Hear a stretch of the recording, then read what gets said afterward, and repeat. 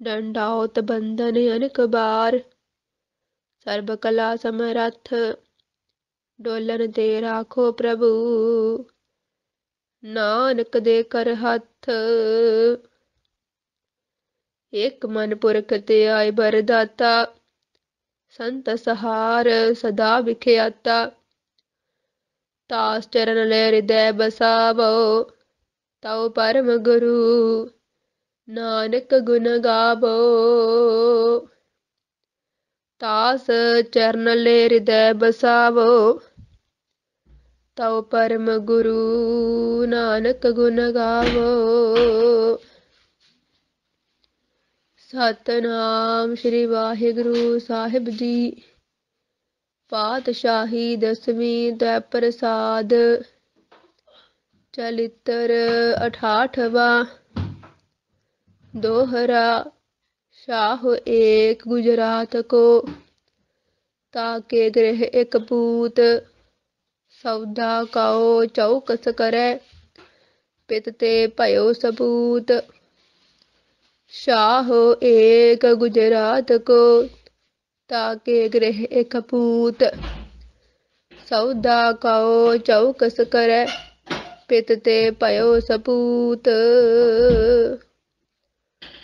गुरु प्यारी साध संगत जी, आप जी सरवण कर रहे हो धन धन सतगुरु श्री गुरु गोबिंद सिंह साहिब जी की महान रचना श्री दसम ग्रंथ साहिब जी की पावन गुरबाणी श्री चरित्रोपाख्यान की लड़ीवार विचार। सतगुरु जी की बख्शिश के नाल जो 67 चलित्र ਹਨ विचार सहित पूर्ण हो चुके ने। सो अज जो 68वां चलित्र है उसकी विचार सतगुरु जी की बख्शिश के नाल विचारन की कोशिश करनी है। सो आओ जो गरीब नवाहत गुरु जी इस प्रसंग दे राही जो महान उपदेश बख्शिश कर रहे ने ओदी विचार सतगुरु जी की बख्शिश के नाल ही करना करिए जी। दोहरा शाहो एक गुजरात को, ताके गृह एक पूत।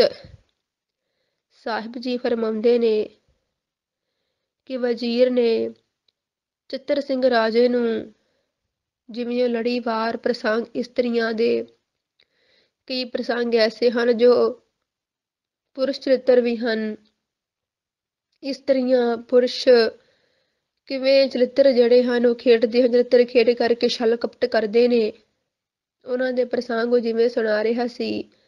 इसे लड़ी तहत एक होर प्रसंग सुनाउंदा होया आखण लगा, हे राजन, गुजरात दा एक शाहूकार सी ते उहदे घर विच एक पुत्र सी। सौदा काओ चौकस करे, पित ते भयो सबूत। ते जो शाहूकार दा पुत्र सी ਉਹ ਵਪਾਰ ਦੇ ਕਾਰ ਵਿਹਾਰ ਵਿੱਚ ਬੜਾ ਹੀ ਚਤਰ ਚਲਾਕ ਸੀ। ਨਾਉ ਕੇ ਇੱਕ ਪੁੱਤਰ ਸੋ ਤਾਕੋ ਰਹਿ ਪਿਆਰ। ਪਰ ਸ਼ਾਹੂਕਾਰ ਦੇ ਪੁੱਤਰ ਦਾ ਪ੍ਰੇਮ ਜਿਹੜਾ ਸੀ ਇੱਕ ਨਾਈ ਦੇ ਪੁੱਤਰ ਨਾਲ ਸੀ। ਸੂਰਤ ਮੈਂ ਦੋਉ ਏਕ ਸੋ ਕੋਉ ਨ ਸਕੇ ਵਿਚਾਰ। ਪਰ ਵਿਚਾਰ ਇਸ ਗੱਲ ਦੀ ਸੀ ਕਿ ਦੋਹਾਂ ਦੀ ਸ਼ਕਲ ਸ਼ਾਹੂਕਾਰ ਦੇ ਪੁੱਤਰ ਦੀ ਤੇ ਨਾਈ ਦੇ ਪੁੱਤਰ ਦੀ ਜਿਹੜੀ ਸੂਰਤ ਸ਼ਕਲ ਸੂਰਤ ਸੀ ਉਹ ਦੋਹਾਂ ਦੀ ਇੱਕੋ ਜਿਹੀ ਸੀ ਤੇ ਕੋਈ ਵੀ ਪਛਾਣ ਨਹੀਂ ਕਰ ਪਾਉਂਦਾ ਸੀ ਕਿ ਇਹਨਾਂ ਦੇ ਵਿੱਚ ਸ਼ਾਹੂਕਾਰ ਦਾ ਪੁੱਤਰ ਕਿਹੜਾ ਹੈ ਤੇ ਨਾਈ ਦਾ ਪੁੱਤਰ ਕਿਹੜਾ ਹੈ। ਚਾਉ ਪਈ ਸ਼ਾਹ ਪੁੱਤਰ ਸਸੁਰਾਰੇ ਚਲੋ, ਸੰਗ ਲੈ ਨਊਆ ਸੁਤ ਭਲੋ। ਇੱਕ ਦਿਨ ਫਿਰ ਸ਼ਾਹੂਕਾਰ ਦਾ ਪੁੱਤਰ ਜਿਹੜਾ ਸੀ ਉਹ ਨਾਈ ਦੇ ਪੁੱਤਰ ਨੂੰ ਆਪਣਾ ਇੱਕ ਮਿੱਤਰ ਸਮਝ ਕਰਕੇ ਆਪਣੇ ਨਾਲ ਸਹੁਰਿਆਂ ਵੱਲ ਨੂੰ ਲੈ ਤੁਰਿਆ। ਗਹਿਰੇ ਬਨ ਭੀਤਰ ਦੋਉ ਗਏ, ਬਚਨ ਕਹਿਤ ਨਊਆ ਸੁਤ ਭਏ। ਜਦ ਉਹ ਦੋਵੇਂ ਜਣੇ ਹੀ ਸੰਘਣੇ ਜੰਗਲ ਦੇ ਵਿੱਚ ਪਹੁੰਚੇ ਨੇ ਤੇ ਨਾਈ ਦਾ ਪੁੱਤਰ ਸ਼ਾਹੂਕਾਰ ਦੇ ਪੁੱਤਰ ਨੂੰ ਆਖਣ ਲੱਗਾ, ਨਊਆ ਕੇ ਸੁਤ ਬਚਨ ਉਚਾਰੇ, ਸੁਨੋ ਸ਼ਾਹੋ ਹਤ ਬੈਨ ਹਮਾਰੇ। ਨਾਈ ਦਾ ਪੁੱਤਰ ਸ਼ਾਹੂਕਾਰ ਦੇ ਪੁੱਤਰ ਨੂੰ ਆਖਣ ਲੱਗਾ ਕਿ ਹੇ ਸ਼ਾਹੂਕਾਰ ਦੇ ਪੁੱਤਰ, ਤੂੰ ਮੇਰੀ ਗੱਲ ਸੁਣ तब हम यार तुम्हें पहचानो, मेरो कहे अबै जाओ मानो। कहन लगा, मैं तां तैनू तद ही अपना यह मन्नांगा कि तू मेरा सच्चा मित्र है, जद जो मैं कहांगा तू उही गल मन्नेगा मेरी। जो तू मेरी कही हुई गल मन्नेगा तां ही मैं समझांगा कि तू मेरा एक सच्चा मित्र है। दोहरा सब बस्तर सब अपने, तन किक मोको देहो। कहन लगा कि जेकर तू वाकई मैनू अपना मित्र सच्चा मित्र करके मनदा है तो मैनू थोड़े समय वास्ते अपना एक घोड़ा ते अपने गल दे कपड़े ला के मैनू दे दे। यह बुगचा तुम लै चलो, चले आगे फिर ले हो। ते ये जिहड़ी गठड़ी है समान वाली, ये तू चुक लै ते मेरे अगे अगे तुर। कहण तो भाव कि तू नाई दा पुत्र बन जा ते मैं कुछ समय लई शाहूकार दा पुत्र बन जावां। जेकर तू मेरी ये गल मन्ने तां ही मैं तेनू मन्नांगा कि तू मेरा एक सच्चा मित्र है। चाओ पई शाहो पुत्र सोई तब करियो, ताको बुगचा निज सिर धरियो। ਹੁਣ ਸ਼ਾਹੂਕਾਰ ਦੇ ਪੁੱਤਰ ਦੇ ਮਨ ਵਿੱਚ ਕੋਈ ਐਸੀ ਵਿਚਾਰ ਨਹੀਂ ਸੀ। ਉਸਨੇ ਸੋਚਿਆ ਕਿ ਮੈਂ ਤੇ ਵਾਕਈ ਨੂੰ ਆਪਣਾ ਸੱਚਾ ਮਿੱਤਰ ਮੰਨਦਾ ਹਾਂ। ਠੀਕ ਹੈ, ਜੇ ਕੁਝ ਸਮੇਂ ਵਾਸਤੇ ਇਸ ਤਰ੍ਹਾਂ ਚਾਹੁੰਦਾ ਹੈ ਤਾਂ ਮੈਂ ਏਦਾਂ ਕਰਨ ਲਈ ਤਿਆਰ ਹਾਂ। ਸ਼ਾਹੂਕਾਰ ਦੇ ਪੁੱਤਰ ਨੇ ਉਵੇਂ ਹੀ ਕੀਤਾ। ਜਿਹੜੀ ਗਠੜੀ ਸੀ ਉਹ ਫੜ ਕੇ ਆਪਣੇ ਸਿਰ ਦੇ ਉੱਤੇ ਰੱਖ ਲਈ। ਨਿਜ ਘੋਰਾ ਪੈ ਤਾਹੇ ਚੜਾਇਓ, ਆਪਣੇ ਬਸਤਰਨ ਸੋ ਪਹਿਰਾਇਓ। ਉਹ ਆਪ ਆਪਣੇ ਘੋੜੇ ਤੋਂ ਉਤਰ ਆਇਆ ਤੇ ਘੋੜੇ ਉੱਤੇ ਨਾਈ ਦੇ ਪੁੱਤਰ ਨੂੰ ਚੜਾਇਆ। ਆਪਣੇ ਬਸਤਰ ਵੀ ਉਤਾਰ ਕੇ ਉਹਨੂੰ ਪਹਿਨਾਏ, ਉਹਦੇ ਵਸਤਰ ਆਪ ਪਹਿਨ ਲਏ। ਨਊਆ ਸੁਤ ਤੇ ਭੇਖ ਬਣਾਇਓ, ਦੇ ਬੁਗਚਾ ਸੁਤ ਸ਼ਾਹੋ ਚਲਾਇਓ। ਤੇ ਨਾਈ ਦੇ ਪੁੱਤਰ ਨੇ ਸ਼ਾਹੂਕਾਰ ਦੇ ਪੁੱਤਰ ਵਾਲਾ ਭੇਸ ਬਣਾਇਆ ਤੇ ਸ਼ਾਹੂਕਾਰ ਦੇ ਪੁੱਤਰ ਨੇ ਨਾਈ ਦੇ ਪੁੱਤਰ ਵਾਲਾ ਭੇਸ ਬਣਾਇਆ ਤੇ ਗਠੜੀ ਚੁੱਕ ਕੇ ਤੁਰ ਪਿਆ। ताको अत ही चित हर खानो, शाहो पुत्र कछ भेद न जानो। ਜਿਹੜਾ ਨਾਈ ਦਾ ਪੁੱਤਰ ਸੀ ਉਹ ਇਵੇਂ ਆਪਣੇ ਦੋਸਤ ਨਾਲ ਚਲਾਕੀ ਖੇਡ ਕੇ ਮਨ 'ਚ ਬੜਾ ਖੁਸ਼ ਸੀ। ਪਰ ਸ਼ਾਹੂਕਾਰ ਦਾ ਪੁੱਤਰ ਉਹ ਇਸ ਗੱਲ ਦੇ ਗੁੱਝੇ ਭੇਦ ਨੂੰ ਬਿਲਕੁਲ ਵੀ ਨਹੀਂ ਜਾਣਦਾ ਸੀ ਕਿ ਇਸ ਨੇ ਮੇਰੇ ਨਾਲ ਇਵੇਂ ਕਿਉਂ ਕੀਤਾ ਹੈ। ਦੋਹਰਾ ਚਲਤ ਚਲਤ ਸਸੁਰਾਰ ਕਉ, ਗਾਵ ਪਹੁੰਚਿਓ ਆਏ। ਰਸਤਾ ਸਾਰਾ ਚੱਲਦੇ ਚੱਲਦੇ ਸਹੁਰਿਆਂ ਦਾ ਪਿੰਡ ਆ ਗਿਆ। ਉਤਰਨਾ ਹਿਤ ਉਤਰਨਾ ਤਿਹ ਸੁਤ ਸ਼ਾਹੋ, ਕੋ ਹੈ ਪਰ ਲਿਓ ਚਰਾਏ। ਜਿਹੜਾ ਹੁਣ ਨਾਈ ਦਾ ਪੁੱਤਰ ਸੀ, ਜੋ ਸ਼ਾਹੂਕਾਰ ਦਾ ਪੁੱਤਰ ਬਣ ਬੈਠਾ ਸੀ, ਸ਼ਾਹੂਕਾਰ ਦਾ ਪੁੱਤਰ ਨਾਈ ਦੇ ਪੁੱਤਰ ਅੱਗੇ ਬੜੀਆਂ ਮਿੰਨਤਾਂ ਕਰਦਾ ਹੈ ਕਿ ਮੇਰਾ ਸਹੁਰਾ ਘਰ ਨੇੜੇ ਆ ਗਿਆ ਤੇ ਮੈਨੂੰ ਹੁਣ ਏਦਾਂ ਕਰ ਘੋੜੀ ਦੇ ਦੇ, ਮੇਰੇ ਬਸਤਰ ਵੀ ਦੇ ਦੇ। ਪਰ ਉਸਨੇ ਉਹਦੀ ਇੱਕ ਵੀ ਗੱਲ ਨਹੀਂ ਮੰਨੀ ਤੇ ਸਾਰਾ ਰਸਤਾ ਉਵੇਂ ਹੀ ਤੁਰਦਾ ਰਿਹਾ ਤੇ ਆਪਣੇ ਮਿੱਤਰ ਨੂੰ ਉਸਨੇ ਘੋੜੇ ਉੱਪਰ ਨਹੀਂ ਬਿਠਾਇਆ। ਸ਼ਾਹੋ ਪੁੱਤਰ ਤਿਹ ਕਹਿ ਰਹੇ ਹੋ, ਲਿਓ ਨਾ ਧੁਰੈ ਚਰਾਹੇ। ਵਾਰ-ਵਾਰ ਸ਼ਾਹੂਕਾਰ ਦਾ ਪੁੱਤਰ ਕਹਿੰਦਾ ਹੈ ਕਿ ਮੈਨੂੰ ਘੋੜੇ ਉੱਪਰ ਚੜਾ, ਤੂੰ ਥੱਲੇ ਉਤਰ ਜਾ, ਮੇਰਾ ਸਹੁਰੇ ਦਾ ਘਰ ਆਉਣ ਵਾਲਾ ਹੈ। ਪਰ ਉਹ ਘੋੜੇ ਉੱਪਰ ਉਸਨੂੰ ਚੜਾ ਨਹੀਂ ਰਿਹਾ, ਘੋੜਾ ਚਲਾਈ ਜਾਂਦਾ ਹੈ। ਸ਼ਾਹੋ ਪੁੱਤਰ ਲਖ ਤਿਹ ਧਨੀ, ਸਕਲ ਮਿਲਤ ਭਿਹ ਆਏ।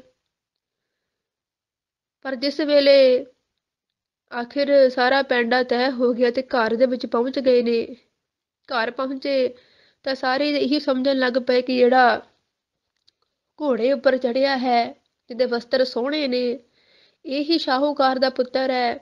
ਜਿਹਨੇ ਗਠੜੀ ਫੜੀ ਹੋਈ ਸਮਾਨ ਚੁੱਕ ਕੇ ਅੱਗੇ ਅੱਗੇ ਤੁਰਿਆ ਆਉਂਦਾ ਸੀ, ਇਹ ਨਾਈ ਦਾ ਪੁੱਤਰ ਹੈ।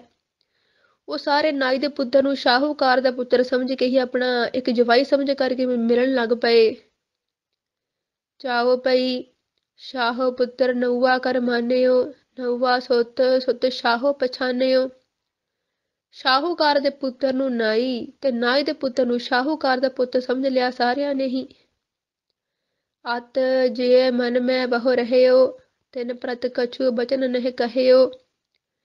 ਸ਼ਾਹੂਕਾਰ ਦਾ ਪੁੱਤਰ ਮਨ 'ਚ ਬੜਾ ਸ਼ਰਮਿੰਦਾ ਹੋਇਆ, ਪਰ ਹੁਣ ਕੀ ਕਰ ਸਕਦਾ ਸੀ, ਕਿਵੇਂ ਕਰਕੇ ਸਮਝਾਵੇ ਕਿ ਇਹਨੇ ਮੇਰੇ ਨਾਲ ਕੀ ਕੀਤਾ ਹੈ। ਦੋਹਰਾ नौवा सुत को शाहो की दीनी बदू मिलाए। ਤੇ ਨਾਈ ਦੇ ਪੁੱਤਰ ਨੂੰ ਇਹ ਸਮਝ ਕਰਕੇ ਘਰਦਿਆਂ ਨੇ ਕਿ ਇਹ ਸਾਡਾ ਜਵਾਈ ਹੈ, ਸ਼ਾਹੂਕਾਰ ਦਾ ਪੁੱਤਰ ਆਇਆ ਏ। ਉਹਨਾਂ ਆਪਣੀ ਜਿਹੜੀ ਬੇਟੀ ਸੀ, ਜੋ ਕਿ ਉਹਦੀ ਇਸਤਰੀ ਸੀ ਸ਼ਾਹੂਕਾਰ ਦੇ ਪੁੱਤਰ ਦੀ, ਉਹਦੇ ਕੋਲ ਲਿਆ ਕੇ ਬਿਠਾ ਦਿੱਤੀ। ਸ਼ਾਹੋ ਪੁੱਤਰ ਸੋ ਇਉਂ ਕਹਿਓ ਦੁਆਰੇ ਬੈਠੋ ਜਾਏ। ਤੇ ਸ਼ਾਹੂਕਾਰ ਦੇ ਪੁੱਤਰ ਨਾਈ ਦਾ ਪੁੱਤਰ ਸਮਝ ਕੇ ਆਖਣ ਲੱਗੇ ਕਿ ਤੂੰ ਘਰ ਦੇ ਦਰਵਾਜ਼ੇ ਉੱਪਰ ਜਾ ਕੇ ਬਹਿ ਜਾ।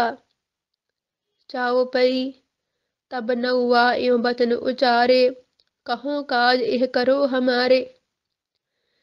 ਨਾਈ ਦੇ ਪੁੱਤਰ ਨੇ ਫਿਰ ਘਰ ਵਾਲਿਆਂ ਨੂੰ ਆਖਿਆ, ਇਹ ਸਮਝ ਕਰਕੇ ਕਿ ਮੈਂ ਹੁਣ ਤੁਹਾਡਾ ਜਵਾਈ ਹਾਂ।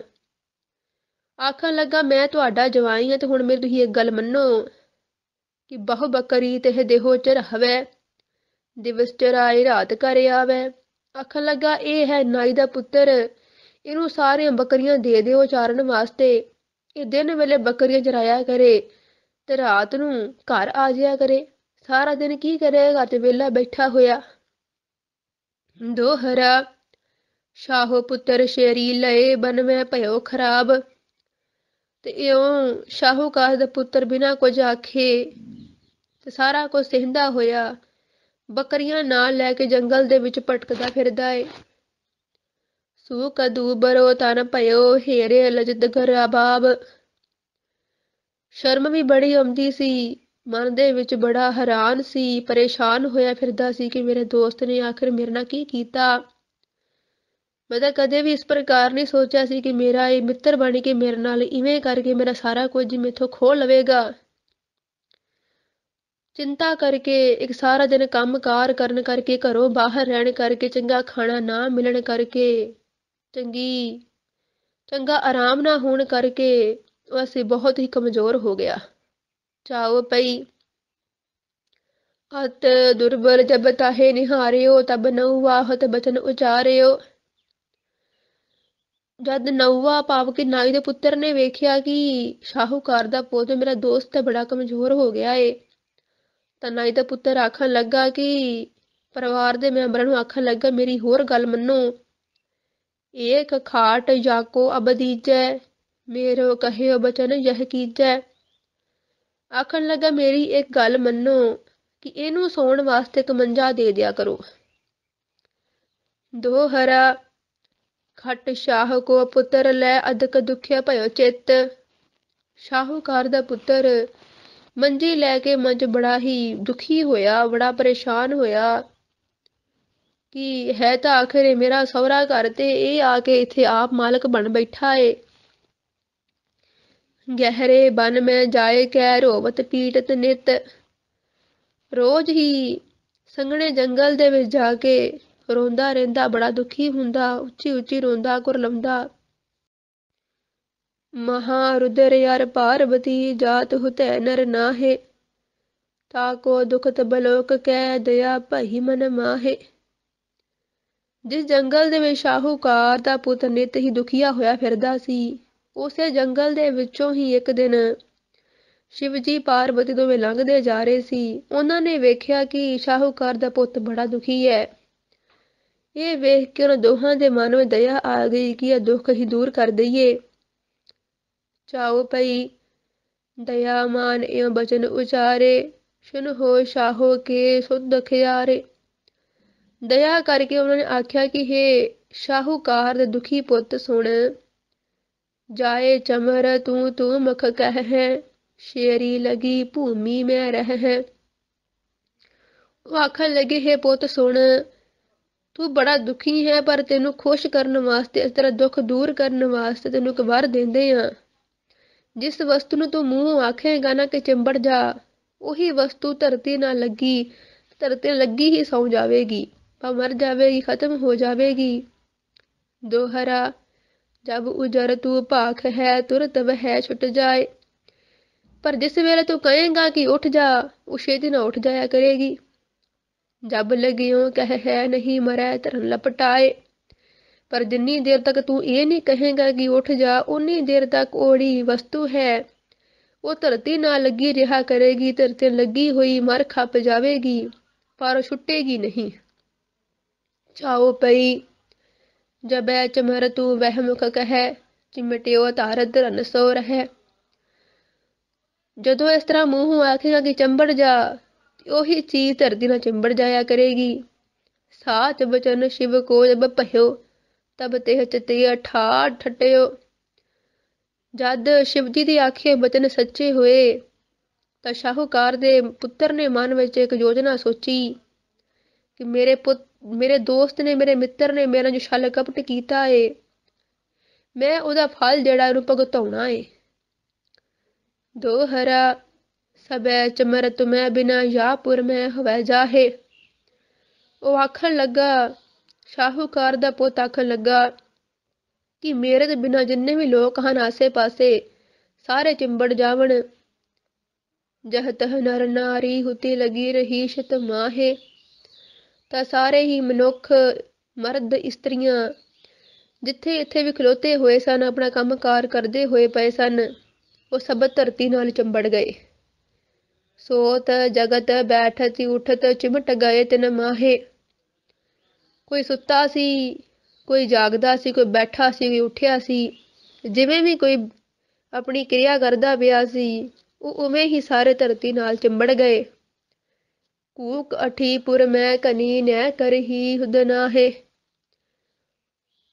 ਤੇ ਜਦ ਇਸ ਪ੍ਰਕਾਰ ਹੋਇਆ ਤਾਂ ਕਿਸੇ ਨੂੰ ਵੀ ਆਪਣੇ ਆਪ ਦੀ ਹੋਸ਼ ਨਾ ਰਹੀ। ਤਾਂ ਸਾਰੇ ਨਗਰ ਦੇ ਵਿੱਚ ਹੀ ਬੜੀ ਕੂਕ ਪੁਕਾਰ ਮਚ ਉੱਠੀ। ਪਤ ਧੋਤੀ ਬਾਂਧਤ ਫਸਿਓ ਪਾਕ ਪਕਾਵ ਤ੍ਰੀਯ। ਜੇਕਰ ਕਿਸੇ ਦਾ ਪਤੀ ਧੋਤੀ ਬੰਨਦਾ ਹੋਇਆ ਸੀ, ਉਹ ਧੋਤੀ ਬੰਨਦਾ ਹੋਇਆ ਚਿੰਬੜ ਗਿਆ। ਜੇਕਰ ਕੋਈ ਇਸਤਰੀ ਰੋਟੀ ਪਕਾਉਂਦੀ ਪਈ ਸੀ, ਉਹ ਰੋਟੀ ਪਕਾਉਂਦੀ ਹੋਈ ਚਿੰਬੜ ਗਈ। ਨੌਵਾ ਤ੍ਰੀਯ ਸੋਵਤ ਫਸਿਓ ਕਛ ਨਾ ਰਹੀ ਹੁਦ ਜੀਯ। ਤੇ ਕੋਈ ਨਵੀਂ ਵਿਆਹੀ ਇਸਤਰੀ ਦੇ ਨਾਲ ਸੁੱਤਾ ਹੋਇਆ ਪੁਰਸ਼ ਚਿੰਬੜ ਗਿਆ। ਕਿਸੇ ਨੂੰ ਵੀ ਆਪਣੇ ਆਪ ਦੀ ਹੋਸ਼ ਨਾ ਰਹੀ। ਚਾਉ ਪਈ ਸ਼ਾਹੋ ਪੁੱਤਰ ਤਬਹਿ ਤਾਕੇ ਆਇਓ, ਕਹਾਂ ਭਇਓ ਕਹਿ ਤਿਸੈ ਸੁਨਾਇਓ। ਫਿਰ ਸ਼ਾਹੂਕਾਰ ਦਾ ਪੁੱਤਰ ਵੀ ਨਗਰ ਦੇ ਵਿੱਚ ਆਇਆ ਤਾਂ ਤਦ ਉਸ ਨਾਈ ਦੇ ਪੁੱਤਰ ਨੂੰ ਜਿਸ ਪ੍ਰਕਾਰ ਹੋਇਆ, ਉਹ ਸਾਰਾ ਗੱਲਬਾਤ ਜਿਹੜੀ ਦੱਸਣਾ ਕੀਤੀ। ਜੋ ਕਛ ਕਹੋ ਮੁਹਿ ਕਾਜ ਕਮਾਊ, ਬੈਦਿਹ ਟੂਡ ਤਿਹਾਰੇ ਲਿਆਊ।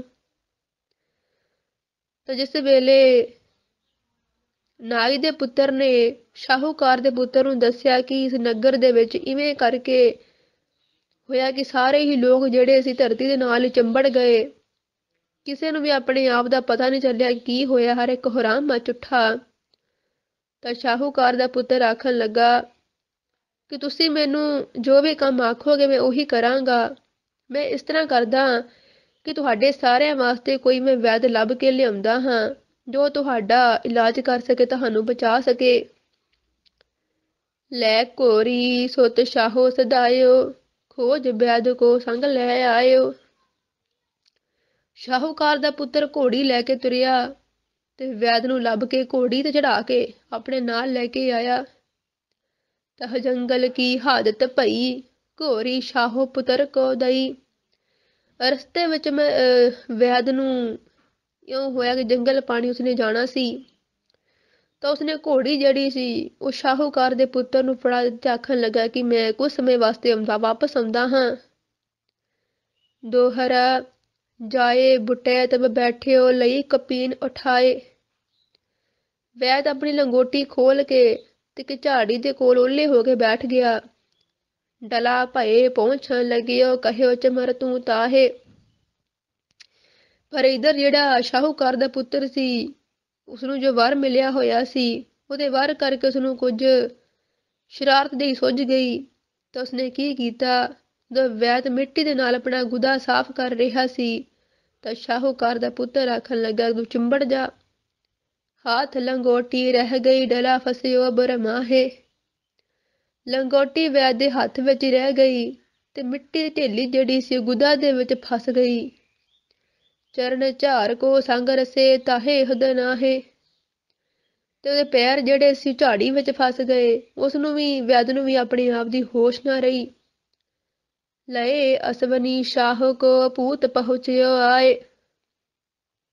ਸ਼ਾਹੂਕਾਰ ਦਾ ਪੁੱਤਰ ਘੋੜੀ ਲੈ ਕੇ ਵੈਦ ਕੋਲ ਆਇਆ ਕਹਿਓ ਵੈਦ ਮੈਂ ਕਿਆ ਕਰੋ ਇਹ ਦੁੱਖ ਕੋ ਸੋ ਅਪਾਏ। ਆਖਣ ਲੱਗਾ ਕਿ ਇਹ ਵੈਦ, ਜੋ ਤੁਹਾਨੂੰ ਇਹ ਦੁੱਖ ਚਿੰਬੜ ਗਿਆ ਹੈ, ਹੁਣ ਇਹਦਾ ਮੈਂ ਇਲਾਜ ਕੀ ਕਰਾਂ। ਚਾਉ ਪਈ ਸ਼ਾਹੋ ਪੁੱਤਰ ਤਾ ਬਚਨ ਉਚਾਰੋ, ਸੁਨੋ ਵੈਦ ਉਪਚਾਰ ਹਮਾਰੋ। ਫਿਰ ਥੋੜੇ ਚਿਰ ਸੋਚ ਕੇ ਸ਼ਾਹੂਕਾਰ ਦਾ ਪੁੱਤਰ ਆਖਣ ਲੱਗਾ ਕਿ ਹੇ ਵੈਦ ਜੀ, ਮੇਰੇ ਕੋਲ ਇਸ ਰੋਗ ਦਾ ਇਲਾਜ ਹੈ। ਹਮਰੋ ਇਹ ਆਗੇ ਦੁੱਖ ਭਇਓ, ਇਹ ਉਪਚਾਰ ਦੂਰ ਹਵੈ ਗਇਓ। ਆਖਣ ਲੱਗਾ ਮੈਨੂੰ ਇੱਕ ਵਾਰੀ ਇਵੇਂ ਦੁੱਖ ਹੋਇਆ ਸੀ ਤੇ ਮੈਂ ਇੱਕ ਇਲਾਜ ਆਪਣਾ ਕੀਤਾ ਸੀ, ਉਹਦੇ ਨਾਲ ਮੇਰਾ ਇਹ ਰੋਗ ਦੂਰ ਹੋਇਆ ਸੀ। ਦੋਹਰਾ ਜਾਂ ਕੋਰੀ ਕੇ ਭਗ ਬਿਖੈ ਜੀ ਬਦਈ ਸੌ ਵਾਰ। ਆਖਣ ਲੱਗਾ ਕਿ ਮੈਂ ਤਾਂ ਘੋੜੀ ਦੇ ਹੀ ਗੁਦਾ ਦੇ ਵਿੱਚ 100 ਵਾਰੀ ਆਪਣੀ ਜੀਭ ਰਗੜੀ ਸੀ।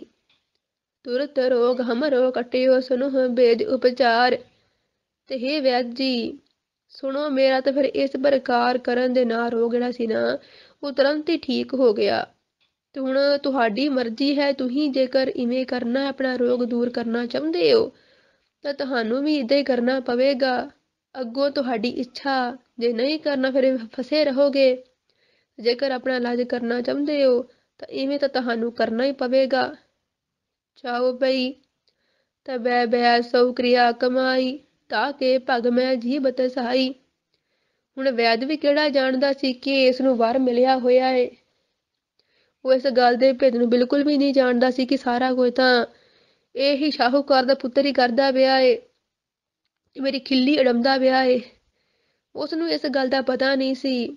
ਜਿਵੇਂ ਕਹਿੰਦੇ ਹਨ ਕਿ ਮਰਿਆ ਹੋਇਆ ਬੰਦਾ ਆਖਿਰ ਕੀ ਨਹੀਂ ਕਰਦਾ, ਤਿਵੇਂ ਹੀ ਜਿਵੇਂ ਸ਼ਾਹੂਕਾਰ ਦੇ ਪੁੱਤਰ ਨੇ ਕਿਹਾ ਤੇ ਉਵੇਂ ਹੀ ਜਿਹੜਾ ਵੈਦ ਸੀ ਉਹ ਵੀ ਘੋੜੀ ਦੀ ਗੁਦਾ ਦੇ ਵਿੱਚ 100 ਵਾਰ ਆਪਣੀ ਜੀਭ ਉਸਨੇ ਫੇਰੀ। ਕਹਿਓ ਚਮਰ ਤੂੰ 100 ਲੱਗ ਗਈ, ਹੱਥ ਸੀ ਗਦਹਾ ਕੋ ਪਹੀ।